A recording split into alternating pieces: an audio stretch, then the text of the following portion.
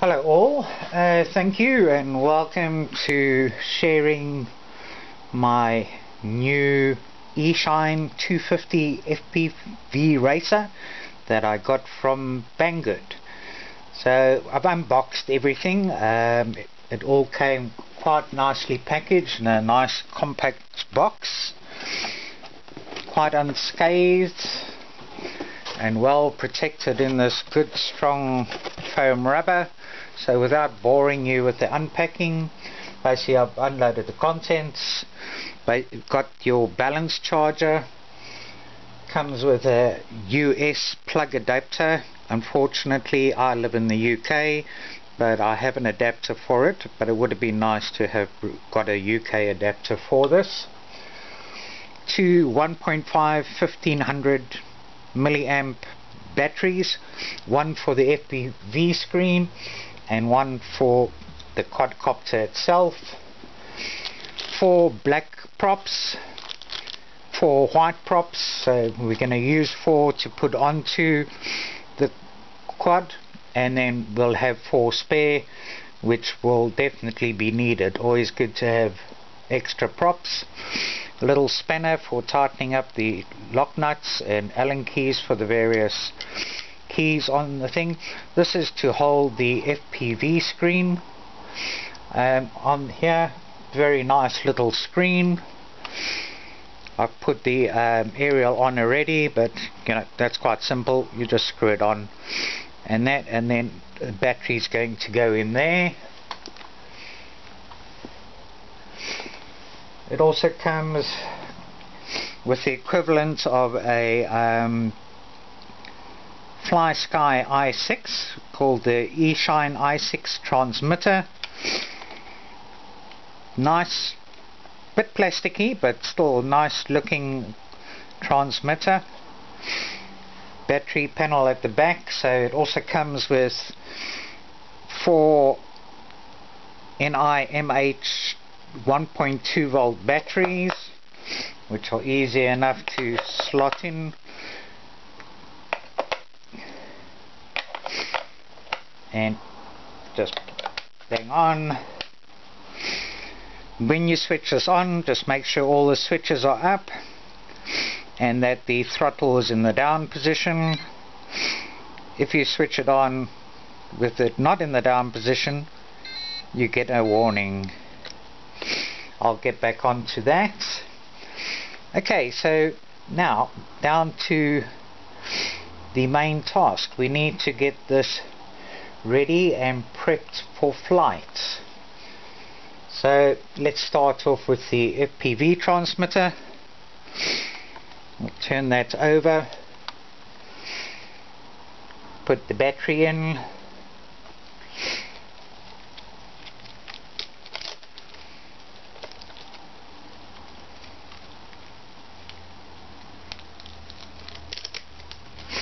so quite a big battery. I'll probably also, like someone else suggested, you know, get another battery and use this one as a spare battery to fly the quad with. Hope you can see okay there.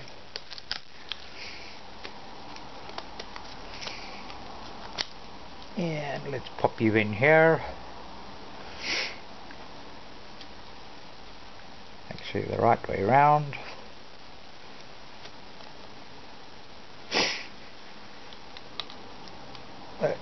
That slots in there quite nicely, and as you can see, already switched on but no signal yet, so we'll just switch it off for now. Come back to the racer. So we got batteries in the transmitter, we got the battery on the receiver. Now I did check this beforehand, and unfortunately when you get the batteries,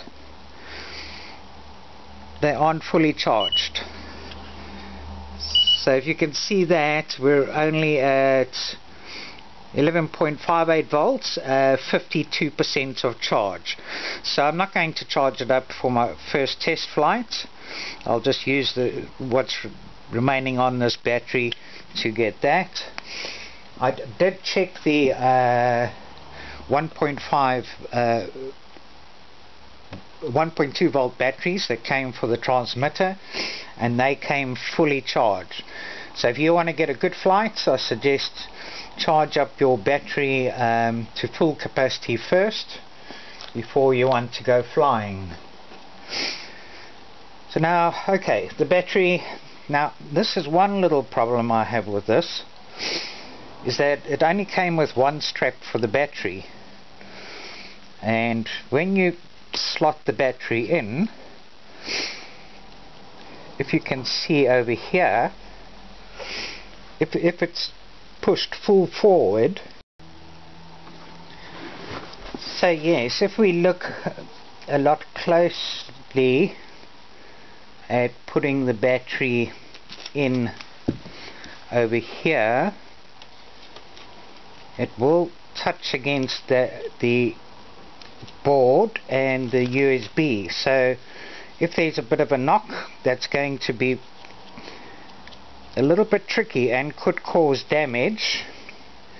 So what I've done is I've just taken some double-sided adhesive tape and put it on the bottom of the battery there to give a little bit of protection should that happen.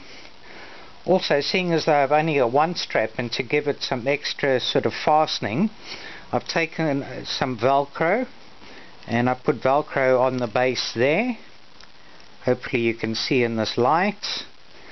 And I've also put Velcro on the bottom of the battery here to secure it. So let's pop the battery in now and secure it.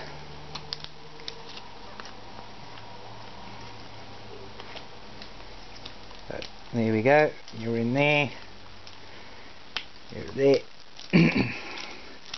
Tighten the strap here, and also the straps are a little bit long, so it's difficult to get this strap to actually securely hold fast without a little bit of difficulty. So maybe I'll think of some modifications or something to do to make life a bit easier there. So now press down on the Velcro and this battery is not going anywhere. Now one thing I've noticed after putting the battery on, I won't connect it just yet, is that if you lift it up, even with the battery, you know, as far forward as it will go, it's quite imbalanced. So although I wasn't planning on putting my Mobius on it at this stage, let's have a look.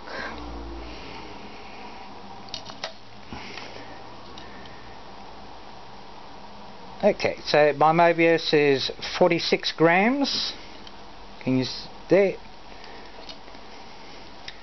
And I'm just going to put the Mobius on using 2 rubber bands.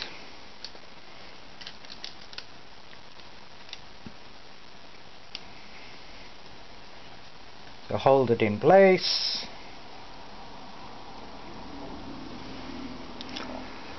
And let's see what happens now. Now if I lift that, you can see that's pretty well balanced. You know, probably an extra couple of grams on the front would be okay, but no, that makes a big difference. So the Mobius is going flying and recording. Now to save time, I put the 2 front props on already. I was a little bit disappointed when I actually opened up the packet. I thought the front props would be white, but they're actually more transparent. So fortunately I had some spare props, and I've decided to put red props on the front and black props on the rear, as you can see. Now with quadcopters, the left engine is clockwise, and sorry, the left front is clockwise and the front right is anti-clockwise. So essentially you want to get your lift coming through and this must be opposite. So you can see here, this is getting the lift clockwise, and now this one anti-clockwise will then put the downward force there. So simply at the back you just have to do the opposite. So if we look at the back props, over here, it must be, this one must be the opposite, as you can see, and go on the back here, and this one must be the same as the front there.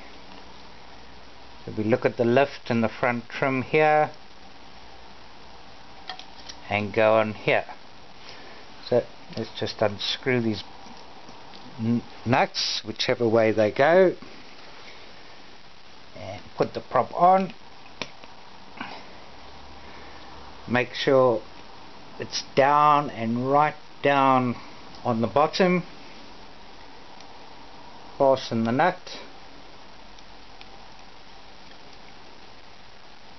Okay. Hold the motor, take the little spanner and tighten that, and do the same on this side. If I can get the nut off. There we go.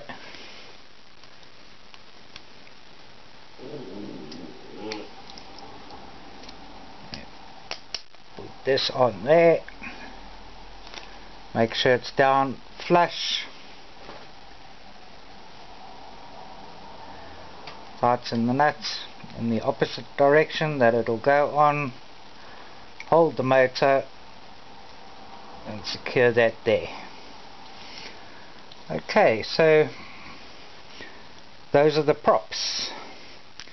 Now let's attach the FPV screen to the transmitter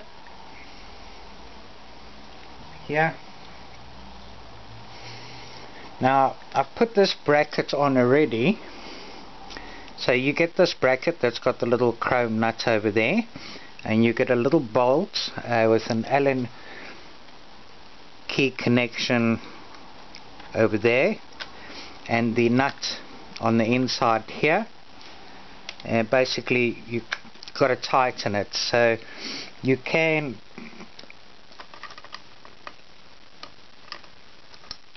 not use that, so I'll use a pair of long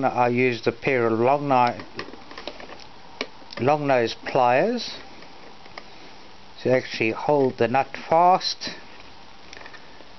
while I tighten the screw with the Allen key there. So basically it should look like that once it's tightened and onto there. We then take the FPV screen,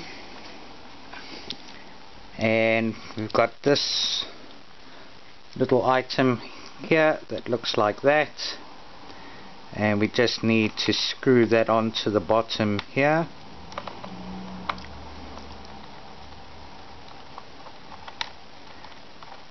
Okay, so it's screwed in. We want it locked and tight. Okay, so there we go. You can see that, and then this is going to just slot in to the transmitter here, and we take the thumb screw and get it in here.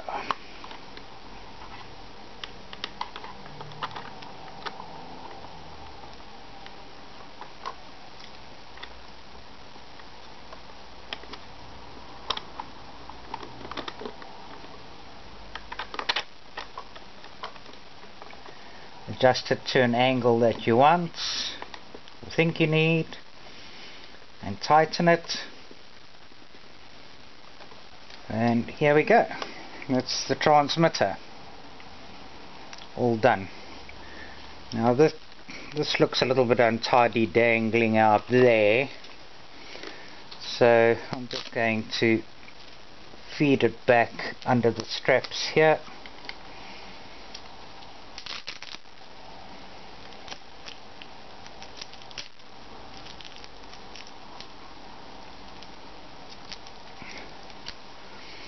and so that's out of the way. The best position for the aerial for the transmitter is horizontal to get better reception. Some people think it should be vertical, but horizontal will give you better FPV reception. Now also Banggood.com and Eachine provided a lanyard. So this is quite handy because this just clips on in this little hole over there, and you can strap this around your neck. Now the transmitter is not light, it's fairly heavy, but you know, you don't want to drop it or damage it, so this is a nice little touch, you know, so you can just strap this around your neck, and yeah, if you get distracted and it drops, it shouldn't fall and get damaged. Let's have a look. Here we are. I think nearly all ready to see if we have life. Okay, let me plug in the battery first. Yeah. Oh, and then there's life. That sounds promising and looks promising. Now one thing with the battery, I must say, and I learned before, is that you want to try and keep your battery leads away from the props so they don't connect in mid-air. So when I put the battery in, I put the opposite side to the connection on the left hand side, so that this is shorter and will stay there. If you do it the other way around, this lead's going to be longer, and the chances of you actually getting your cables cut by the props are far greater, and you will come tumbling down, which will be a shame. But once I get some better cable, well, Velcro things, I'll make sure that I keep this very far away. So let's get our transmitter, get these props out of the way, receiver plugged in. Okay, lens cover off the front taken off, ready for FPV. Now this lanyard does get a little way in the way this way, but make sure all switches are up, throttle is down, switch on, no alarm. Now to arm this, you have to move the throttle, or to unlock the motors you have to move the throttle, this one to the left there, bring this down, bring that up and back,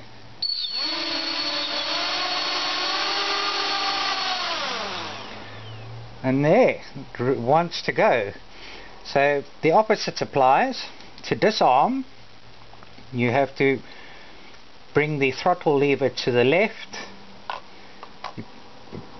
do that, and now if I try and accelerate, nothing. So there again, bring it to the right, release, bring this down, up, and I should have the motors unlocked again.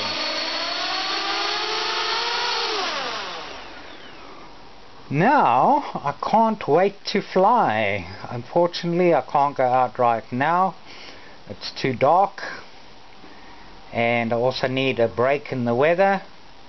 So I will post a video when I do my first flight. So thank you for sharing and watching with me. I hope I managed to show you that it doesn't take too much to get it completely ready for flight. And yeah, once it gets going, I look forward to seeing this in the air. So we'll catch you later. Bye bye. Oh, and so sorry, I forgot to check the FPV screen, so let me turn that on. And oh wow, can you see that? Don't worry about the mess. Oh yeah, no, that looks great. That's obviously probably what second to it getting up and running, the most important thing, so I'm very impressed with that. Thanks for watching. Bye bye.